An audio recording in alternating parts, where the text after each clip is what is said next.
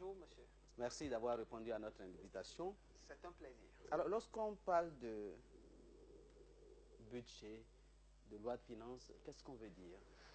Alors, de façon très simple, puisque c'est tout le peuple qui nous suit, ce ne sont pas seulement les techniciens. Alors, les lois sont votées par les députés, qui sont les représentants du peuple. Et parmi ces lois, il y a une qui se vote, généralement en fin d'année, et qui prend effet pour l'année suivante.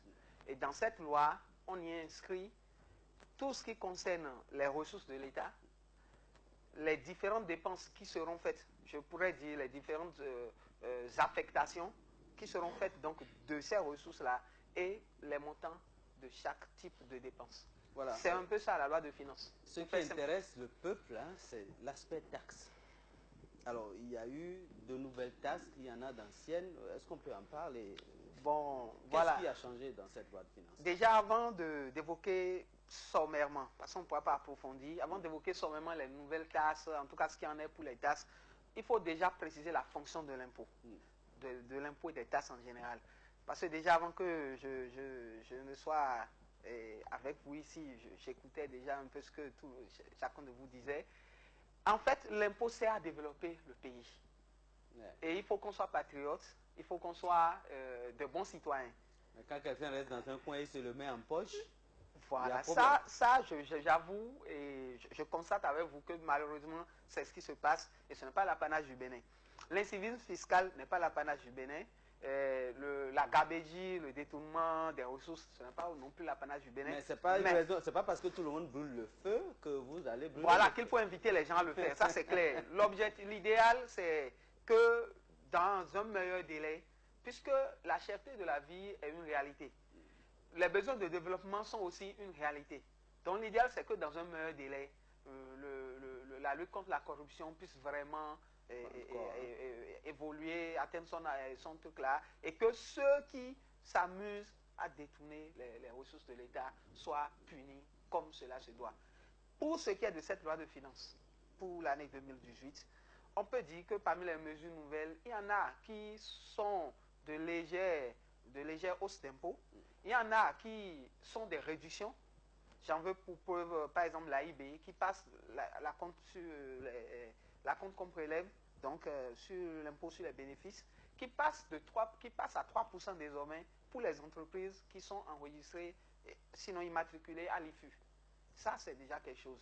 Il y a par exemple, en matière de transport aérien, et là, je vais un peu vers les nouvelles mesures qui sont non codifiées. C'est-à-dire qu'on les retrouve dans la loi de finances, mais ce n'est pas inscrit dans le Code général des impôts. Par exemple, au niveau du transport aérien, les passagers qui s'embarquent pour la classe économique paieront désormais 30 000 francs comme taxe.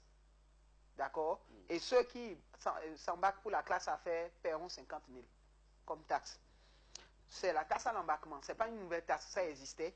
C'est juste que le montant a été revu. Nous avons légèrement à la hausse.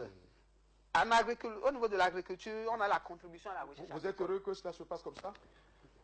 Lorsque dans une république, il n'y a jamais eu d'augmentation de salaire, eh bien l'exécutif s'entend avec le Parlement et l'on augmente les taxes de façon faramineuse tout le temps. Vous croyez que c'est une bonne situation pour le pauvre béninois le pauvre béninois? Je comprends votre question, mais je pense que l'administration fiscale est plus indiquée pour répondre à cette question. Nous sommes des fiscalistes du privé. Notre rôle, c'est d'aider les entreprises, d'aider les contribuables à payer le juste impôt. Juste au niveau des entreprises, qu'est-ce qui a changé? Alors au niveau des entreprises, parce que je crois que c'est même ça le nœud même du sujet. Au niveau des entreprises, nous avons désormais, il y avait la TPS qui a été instituée depuis, disons, 2016-2017. Et au niveau de cette TPS, il y a les micro-entreprises et les petites entreprises. Les micro-entreprises, désormais, sont exclues de la catégorie des micro-entreprises, les pharmacies. Les personnes physiques qui, dans l'exécution de leurs affaires, ont besoin de l'attestation fiscale. Les professions libérales, tous ceux-là ne sont plus désormais considérés dans la catégorie des micro-entreprises. Parce que quand vous êtes dans la catégorie des micro-entreprises, vous payez la TPS selon des tarifs au prorata de votre chiffre d'affaires. Par contre, les entreprises qui sont dans la catégorie des petites entreprises, leur taxe désormais en termes de TPS, le taux est de 2%, quelle que soit la nature de l'activité. Parce que la majorité des entreprises au Bénin sont de cette catégorie-là, la catégorie de la TPS. Alors, il y en a qui craignent que déjà on taxe le gouvernement de la rupture de ne pas trop évoluer dans le social et que cette loi de finances là vient encore corser la mise. Il y a des craintes. Est-ce que vous partagez cet avis? Bon, les craintes existent, c'est vrai, et ce sont des appréhensions surtout. Parce que ce qui n'a pas bien fonctionné, c'est qu'il n'y a pas eu de consultation avec le secteur privé en amont. Il n'y a pas eu de consultation en amont. C'est quand le projet de loi est allé au niveau de l'Assemblée, c'est à ce moment seulement que l'Assemblée a maintenant écouté quand même les doléances, les suggestions du secteur privé, et quelques-unes ont été quand même prises en compte avant le vote de cette loi de finances au Parlement. J'aimerais juste rappeler qu'au niveau portuaire, par exemple, il y a de nouvelles taxes. Quand on parle de nouvelles taxes, ce n'est pas qu'il y en a beaucoup. En réalité, c'est des taxes qui existaient et dont les montants ont été revus, soit à la hausse, soit à la baisse, selon le cas. Mais il y a de nouvelles taxes comme la redevance d'aménagement urbain. J'espère que vous voyez déjà de quoi nous parlons là. Il sera prélevé désormais 0,5% sur les marchandises importées et qui sont soumises au régime de mise en consommation. Nous avons la redevance de sécurisation des corridors. Donc, cette taxe, si nous regardons bien leur dénomination déjà, on voit la fonction. La fonction, c'est pour le développement. Moi, j'ai une préoccupation. Parce oui, que monsieur. Je vous vois beaucoup plus dans l'explication du technicien qui fait de la clarification conceptuelle.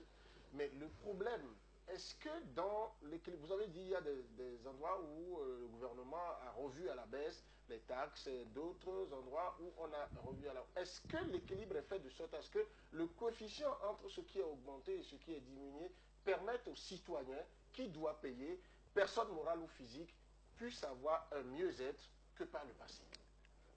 J'avoue que la loi de finances vient d'être votée en fin décembre. Nous, même les techniciens, nous continuons de travailler là-dessus.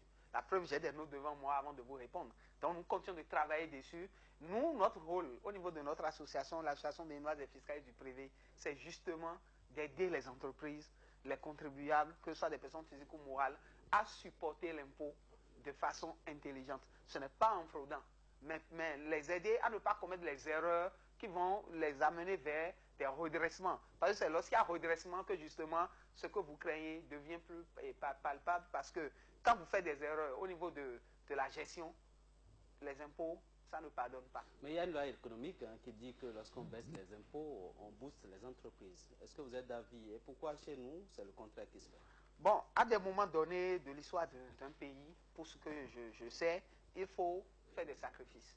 Nous sommes actuellement dans un contexte où le gouvernement, c'est pas pour prendre la défense du gouvernement, le gouvernement du nouveau départ, avec son PAG, a le souci de booster justement le développement. Et booster le développement, parfois, ça passe par donc les impôts. Il faut serrer les ceintures. Il faut serrer les ceintures. Nous sommes déjà au dernier trou. Et on a même je pense que le gouvernement même n'est pas, comment dire, n'est pas, n'ignore pas, ou bien n'ignore pas la situation.